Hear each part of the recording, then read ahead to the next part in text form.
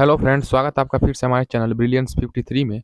तो हमने इसके प्रीवियस लेक्चर नंबर 19 में प्रारंभिक शिक्षा के नवीन प्रयास के इस लघुत्तरी प्रश्नों के राजन सीरीज में हमने बाल अधिकार से आप क्या समझते हैं प्रश्न नंबर 59 तक पढ़ा था। तो चलिए, जो भी सेकंड सेमेस्टर वाले हैं हमारे चैनल को सब्सक्राइब कर दीजिए। वीडियो पसंद आए तो वीडियो को लाइक कर दीजिए। व्हाट्सअप ग्रुप और टेलीग्राम चैनल से जुड़ कर वहाँ से PDF डाउनलोड कर सकते हैं। प्रथम सेमेस्टर वाले प्रशिक्षुओं के साथ शेयर कर देंगे कि मैंने राजन सीरीज PYQs सारे करवा दिए हैं। तो चलिए नेक्स्ट प्रश्न हम लोग पढ़ते हैं सेकंड सेमेस्टर वाले। प्रश्न नंबर 60 दो नंबर का आता है आपका। 10 क्वेश्चन आता है, दो दो नंबर का आता है, यानी टोटल 20 नंबर का आपका लघु उत्तरी पूछता है। तो ये 20 नंबर में आप 20 नंबर में से कम 18-15 तो आप ला सकते हैं अगर हमारा चैनल देखते हैं आप तो। प्रश्न नंबर 60, प्राथमिक विद्यालयों में विद्यालय प्रबंध समिति, ठीक है, स्कूल मैनेजमेंट कमेटी, इसको कहते हैं SMC।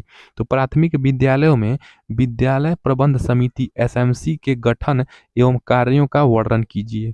तो स्कूल मैनेजमेंट कमेटी SMC के गठन एवं कार्यों का उल्लेख करना है। तो देखिए, इसका गठन हम पढ़ लेंगे, उसके बाद पहले पढ़ेंगे कार्य, उसके बाद पढ़ेंगे इसका गठन। पहले कार्य पढ़ते हैं। विद्यालय के आस पड़ोस में रहने वाले 6 से 14 आयु वर्ग के सभी बच्चों को विद्यालय में नामांकन तथा उनकी सतत उपस्थिति सुनिश्चित कराना, यानी कि 100% उनकी उपस्थिति हो। विद्यालय के जो भी आसपास 6 से 14 वर्ष के बच्चे हैं वो विद्यालय आए और पढ़ें। यही स्कूल मैनेजमेंट कमेटी SMC का मुख्य कार्य होता है।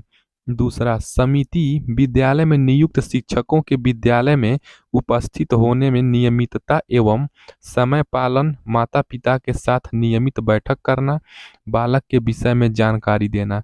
तो SMC का एक और कार्य क्या है, जो बच्चे पढ़ते हैं वो बच्चों के घर जा करके गार्जियन से, पेरेंट्स से क्या करना, संवाद स्थापित करना एक, ताकि बच्चे क्या पढ़ाई के बारे में आउटपुट क्या मिला क्या नहीं, और टीचर को डेली आने के लिए इस कमेटी के द्वारा प्रोत्साहित करना। थर्ड, विद्यालय के आसपास रहने वाली जनता को बाल अधिकारों की सामान्य एवं रचनात्मक तरीकों से जानकारी देना है। तो विद्यालय के जो भी गांव वासी हैं, ठीक है, जो भी गांव वाले हैं विद्यालय के आसपास, उनको क्या करना है, बाल अधिकारों की सामान्य एवं रचनात्मक तरीकों को बताना है कि हमारे संविधान के अनुच्छेद 21A में आपका 6 से 14 वर्ष के बालकों को निःशुल्क एवं अनिवार्य शिक्षा का प्रावधान किया गया है।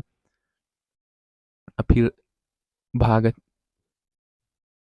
4 में आपका राज्य के नीति निर्देशक तत्व धारा 45 में भी ये कहा गया है। तो ये सारी चीज़ों को बताना है। ये SMC का कार्य है, विद्यालय प्रबंध समिति का कार्य है। अब देखिए इसका गठन, विद्यालय प्रबंध समिति का गठन कैसे होता है। तो SMC का गठन, SMC स्कूल मैनेजमेंट कमेटी, विद्यालय प्रबंध समिति का गठन, एक अध्यक्ष होगा, एक उपाध्यक्ष, एक प्रधानाचार्य एवं अन्य सदस्य। अध्यक्ष, उपाध्यक्ष, प्रधानाचार्य एवं अन्य सदस्य होंगे SMC में। नेक्स्ट प्रश्न देखिए, प्रश्न नंबर 61। प्रश्न नंबर 61 क्या है, शिक्षक शिक्षा में, ठीक है, टीचरों के शिक्षा में जिला शिक्षा एवं प्रशिक्षण संस्थान की भूमिका लिखिए। यानी कि आप DLED कर रहे हैं तो आप भी क्या एक शिक्षक ही हैं, प्रशिक्षित शिक्षक हैं, ठीक है, आप प्रशिक्षु हैं। तो आप प्रशिक्षु के एजुकेशन में और शिक्षक जो प्राइमरी विद्यालय में जो प्राइमरी के टीचर होते हैं उनके लिए क्या कार्य करते हैं, ये डाइट। तो डाइट का क्या कार्य है, प्राइमरी विद्यालय में जो टीचर हैं उनके लिए क्या इनकी भूमिका होनी चाहिए। जिला शिक्षा एवं प्रशिक्षण संस्थान district institute of education and training के प्रमुख कार्यों का उल्लेख अथवा डाइट का फुल फॉर्म पूछता है अति लघु उत्तरी में। तो शिक्षकों के अकादमिक सपोर्ट में डाइट की क्या भूमिका है। आप देखते होंगे जो अकेडमिक सपोर्ट होता है शिक्षकों का वो डाइट के द्वारा ही देखा जाता है। तो ये 2020 में प्रश्न पूछा था, तो इस साल भी पूछने की संभावना बन रही है। तो डाइट के कार्य देखिए क्या है, डाइट के कार्य, संदर्भ व्यक्तियों को प्रशिक्षित करना। तो जो व्यक्ति योग्यता रखता है, DLED में एडमिशन ले लिया है, DLED या BEd में, उनको तो करना ही करना है। ऊपर से जो प्राइमरी टीचर हैं उनको पूरे अपने जिले में जितने प्राइमरी टीचर हैं उनको क्या करना, मार्गदर्शन और प्रशिक्षण करना, प्रशिक्षण करवाना। सेवा पूर्व शिक्षकों को प्रशिक्षण देना। सेवा पूर्व में क्या जाएंगे, जो सेवा से पहले हैं, अभी जैसे मान लिया हम लोग जैसे और आप हैं, प्रशिक्षुओं को क्या करना, प्रशिक्षण देना, सेवारत प्रशिक्षण की व्यवस्था करना, जो अभी जॉब में है, जो भी टीचर बन चुके हैं, उनकी प्रशिक्षण की व्यवस्था करना। आप लोग सुनते होंगे कि डाइट पे आज मीटिंग है, आज वहाँ पे प्रशिक्षण होगा, ये अधिकारी आएंगे, वो अधिकारी आएंगे। तो सेवारत प्रशिक्षण की व्यवस्था करना, न्याय पंचायत संसाधन के केंद्रों यानी कि एनपीआरसी, न्याय पंचायत रिसोर्स सेंटर के केंद्रों को शैक्षिक सहयोग प्रदान करना। तो डाइट क्या करता है, एनपीआरसी के जो टीचर होते हैं, जो संस्था के लोग होते हैं, उनको क्या करता है, डाइट एनपीआरसी को सहयोग प्रदान करने का कार्य करता है। विद्यालयों के प्रधानाध्यापकों, जो भी प्राइमरी विद्यालय हैं उनके प्रधानाध्यापकों के लिए संस्थागत नियोजन और प्रबंधन की कार्यक्रम संचालित करना, ये सब डाइट के कार्य हैं। ब्लॉक संसाधन केंद्रों यानी कि BRC, block resource centre BRC केंद्रों को शैक्षिक सहयोग देना, यानी कि डाइट का मुख्य कार्य एनपीआरसी और बीआरसी को क्या करना, शैक्षिक सहयोग देना। और जो सेवारत हैं, जो सेवारत प्रशिक्षुक हैं, जो सेवारत अध्यापक हैं और जो सेवा पूर्व हैं, यानी कि जो ट्रेनी है, सेवा पूर्व मतलब जो ट्रेनी है अभी, और सेवारत मतलब जो जॉब में है, जो नौकरी पा चुके हैं, उनकी बात हो रही है। तो इस प्रकार आप देख लीजिए, डाइट के कार्य हो गए, बस यही पढ़ना है। डाइट के प्रमुख कार्यों की भूमिका उल्लेख कर दिए हम। नेक्स्ट प्रश्न, प्रश्न नंबर 62। प्रश्न नंबर 62 क्या है, प्राथमिक स्तर पर बालिका शिक्षा के लिए राष्ट्रीय कार्यक्रम बताइए। तो 1 to 5 के लिए जो बालिकाओं के लिए जो राष्ट्रीय कार्यक्रम चलाए गए थे वो बताना है, अथवा प्राथमिक स्तरीय राष्ट्रीय बालिका शिक्षा योजना क्या है।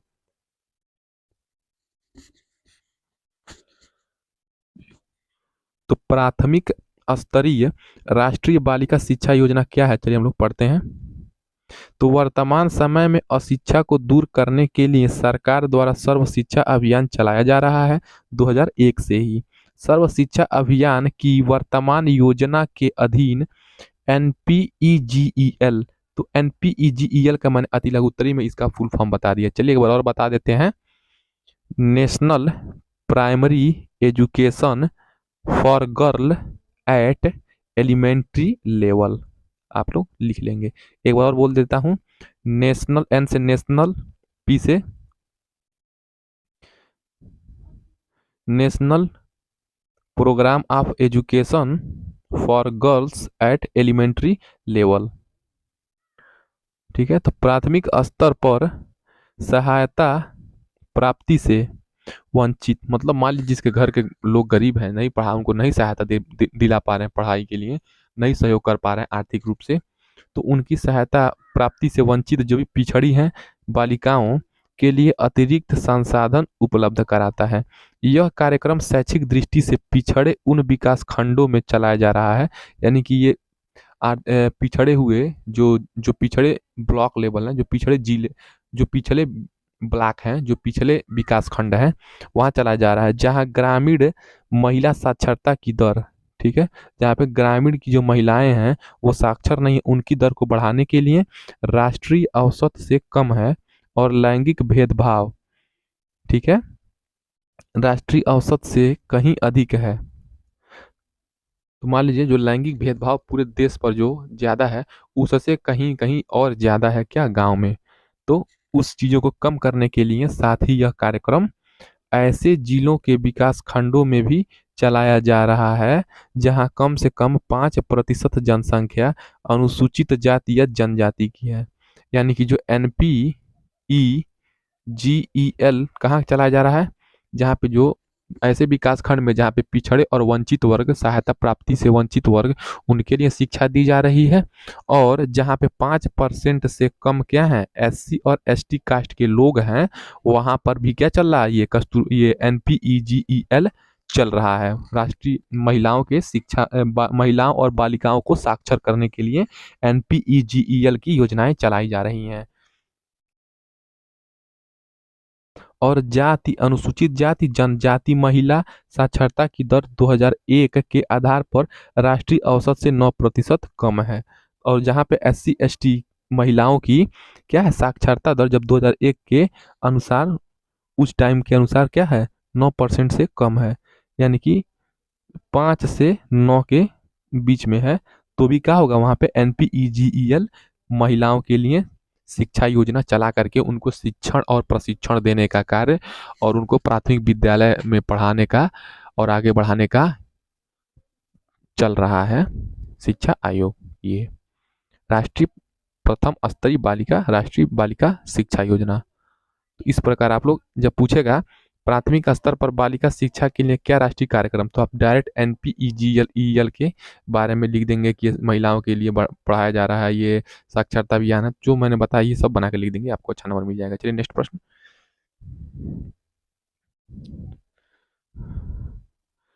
सॉरी, ये राष्ट्रीय कार्यक्रम होगा, इसकी योजना अब देखिए क्रियान्वयन भी इसमें दिया है, तो क्रियान्वयन चलिए पढ़ लेते हैं।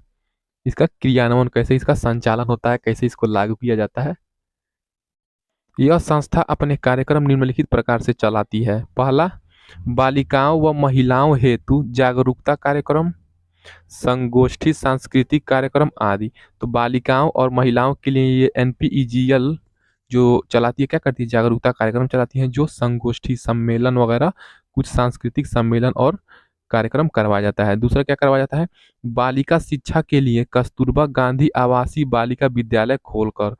तो बालिका शिक्षा के लिए इसी योजना के माध्यम से कस्तूरबा गांधी आवासीय बालिका विद्यालय खोला गया है। मीना मंच का कार्यक्रम चलाकर, ये मीना मंच कार्यक्रम भी चलता है, आप लोग सुने होंगे नाम इसका। चौथा, उच्च प्राथमिक स्तर, यानी कि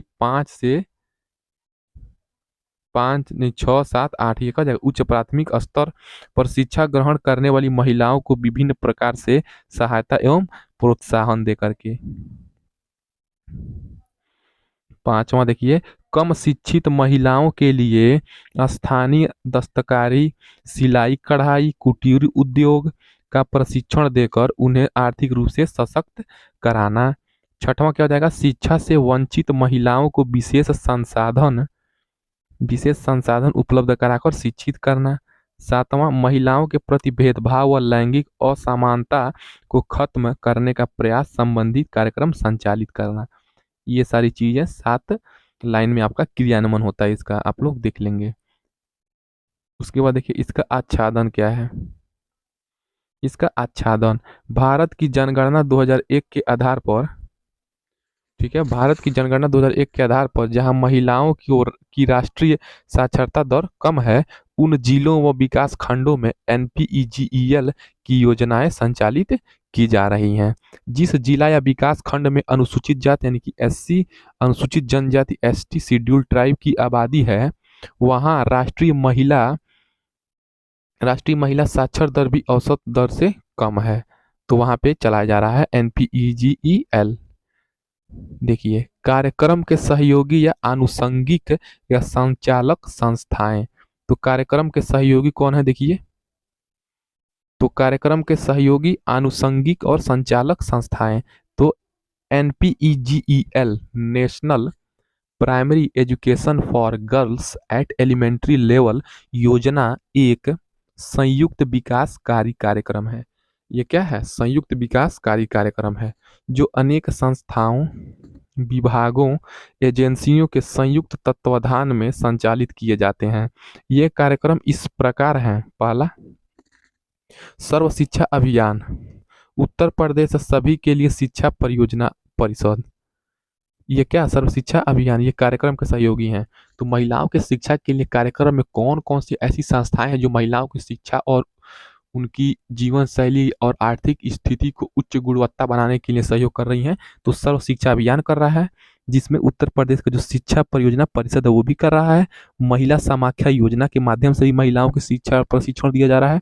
महिला कल्याण आयोग उत्तर प्रदेश भी कर रहा है, यूनिसेफ भी कर रहा है, अनुसूचित जाति एवं जनजाति आयोग भी कर रहा है, राज्य शैक्षिक अनुसंधान एवं प्रशिक्षण परिषद उत्तर प्रदेश यानी कि SCERT कहते हैं इसको, SCERT यूपी भी कर रहा है। राज्य शिक्षा विभाग, बेसिक एवं माध्यमिक शिक्षा, आप सुने होंगे बेसिक विभाग और माध्यमिक विभाग। तो बेसिक में क्या प्राइमरी वाली भर्ती होती है 1 to 5 और माध्यमिक में आपका 6 से 8 वाला ये माध्यमिक शिक्षा वाला होता है। स्वायत्त शासी संस्थाएं, NGO, ठीक है, NGO जानते होंगे ना, स्वायत्त शासी संस्थाएं NGO भी चला रही हैं, महिलाओं की शिक्षा के बारे में जागरूक कर रही हैं, उनका साक्षरता बढ़ाने के लिए आगे आ रहा है बहुत सारे NGO भी। जिला शिक्षा एवं प्रशिक्षण संस्थान डाइट भी क्या कर रहा है, महिलाओं और बालिकाओं की साक्षरता दर को सुधारने के लिए प्रयासरत है। राज्य परियोजना कार्यालय, जिला बेसिक शिक्षा अधिकारी भी क्या है, जो राज्य परियोजना कार्यालय है जिला बेसिक शिक्षा अधिकारी भी कर रहे हैं। महिला एवं बाल विकास विभाग, ठीक है, महिला एवं बाल विकास मंत्रालय आपका राज्य का हो चाहे केंद्र का हो, वो भी क्या कर रहा है, महिलाओं की शिक्षा और प्रशिक्षा के लिए उनको जीवन में आगे बढ़ने के लिए प्रोत्साहन दे रहे हैं। तो महिला एवं बाल विकास विभाग भारत सरकार या प्रदेश सरकार दोनों कर रहा है। तो महिलाओं की शिक्षा के लिए इतने लगभग 11 टॉपिक क्या हैं, 11 संस्थाएं लगी हुई हैं। देखिए, यूनिसेफ सर्व शिक्षा अभियान, महिला समाख्या योजना, महिला कल्याण आयोग Uttar Pradesh, UNICEF, SSC, ERT, basic विभाग, माध्यमिक विभाग, ठीक है, उत्तर प्रदेश शिक्षा परियोजना परिषद। तो कार्यक्रम के ये सहयोगी हैं जो महिलाओं की शिक्षा में सहयोग दे रहे हैं, और मीना मंच का कार्यक्रम भी चलाया जा रहा है।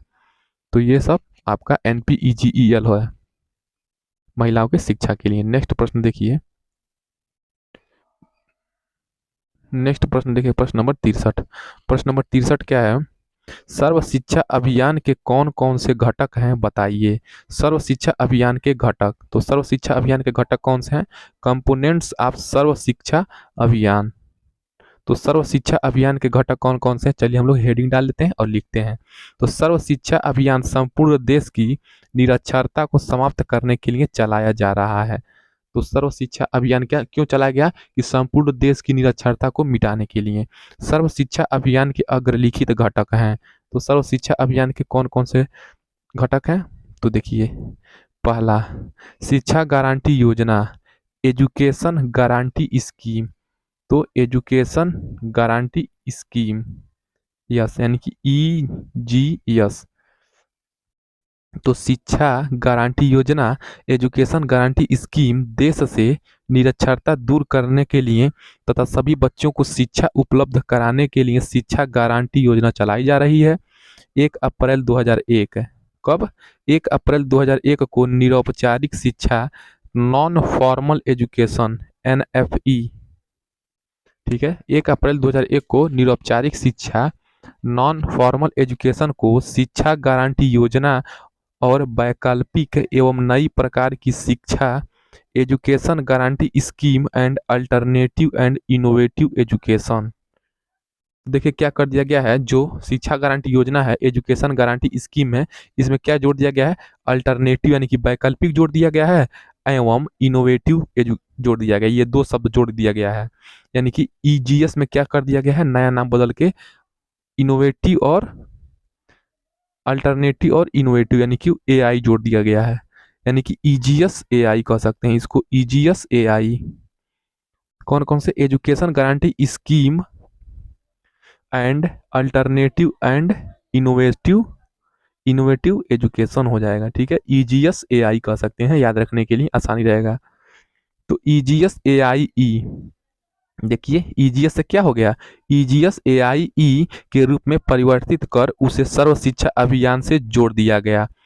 यानी कि सर्व शिक्षा अभियान में क्या कर दिया गया, शिक्षा गारंटी योजना में सुधार करके अल्टरनेटिव एंड इनोवेटिव एजुकेशन जोड़ दिया गया, ठीक है, बस नाम बदल दिया गया है ताकि उसमें क्या हो, अल्टरनेटिव और इनोवेटिव चीज़ों पर जोड़ दिया जाए।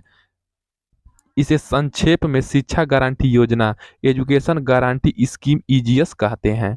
इसके अंतर्गत दूर दराज के कम जनसंख्या वाले क्षेत्रों में, जहाँ पे जनसंख्या कम है, जहाँ पे 15 बच्चे और अब 10 बच्चे होने पर भी शिक्षा गारंटी केंद्र खोला जा रहा है। जहाँ पे 10 से 15 बच्चे हैं वहाँ पे शिक्षा गारंटी योजना खोला जा रहा है। शिक्षा के अधिकार अधिनियम 2009 के अनुसार, RT एक्ट 2009 के अनुसार अब ये सभी केंद्र प्राथमिक विद्यालयों में परिवर्तित कर दिए जाएंगे। तो जो भी शिक्षा गारंटी केंद्र है वो क्या हो जाएंगे, प्राथमिक विद्यालयों में परिवर्तित कर दिए जाएंगे। इनके लिए भवनों का निर्माण किया जाएगा और इनमें प्रशिक्षित शिक्षकों की नियुक्ति की जाएगी। ये शिक्षा गारंटी योजना थी सर्व शिक्षा अभियान के तहत। तो देखिए कितना इंपॉर्टेंट है ये शिक्षा गारंटी योजना। आप लोग, मैं इसका PDF डाल दूंगा, आप लोग पढ़ लीजिएगा, अच्छे से रिवाइज कर लेंगे, ये वीडियो को दोबारा देख लीजिएगा। दूसरा, ब्लैक बोर्ड योजना, ऑपरेशन ब्लैक बोर्ड, प्राथमिक स्तर तक के, ठीक है, प्राथमिक स्तर तक के विद्यालयों को बुनियादी सुविधाएं प्रदान करने के उद्देश्य से ब्लैक बोर्ड योजना चलाई जा रही है। 2003 में ब्लैक बोर्ड योजना को भी सर्व शिक्षा अभियान का महत्वपूर्ण घटक बना दिया गया। तो सर्व शिक्षा अभियान में क्या क्या जोड़ा गया था आपका, ये ईजीएस जोड़ा गया था, एजुकेशन गारंटी स्कीम जोड़ा गया था। उसके बाद ईजीएस एआईई कर दिया गया, अल्टरनेटिव और इनोवेटिव एजुकेशन उसमें जोड़ दिया गया। उसके बाद ऑपरेशन ब्लैक बोर्ड योजना भी क्या कर दिया गया, सर्व शिक्षा अभियान में जोड़ दिया गया। इस योजना के लिए अलग से बजट का प्रावधान किया जाता है। ऑपरेशन ब्लैक बोर्ड योजना के लिए क्या किया था, अलग से बजट का प्रावधान किया जाता है। इसके द्वारा प्राथमिक एवं उच्च प्राथमिक विद्यालयों की अधिसंरचना, इंफ्रास्ट्रक्चर, ठीक है, इसके द्वारा जो भी प्राथमिक और उच्च प्राथमिक विद्यालय हैं उसकी इंफ्रास्ट्रक्चर में सुधार किया जा रहा है। 2011 तक लगभग 90% प्राथमिक, तो जो 2011 तक लगभग 90% प्राथमिक एवं 70% उच्च प्राथमिक स्कूलों की इस योजना का लाभ पहुंचाया जा चुका था। किस स्तर का, यह दूसरी बात है। ठीक है, अब कितना लेवल पर जमीनी स्तर पर काम हुआ था ये तो छोड़िए, उस बात को हटा ही दीजिए, लेकिन कागजी तौर पे क्या हुआ था कि 2011 तक जो ब्लैक बोर्ड योजना के तहत विद्यालयों में 90% प्राथमिक और 70% उच्च प्राथमिक स्कूलों से इस योजना को लाभ मिला है।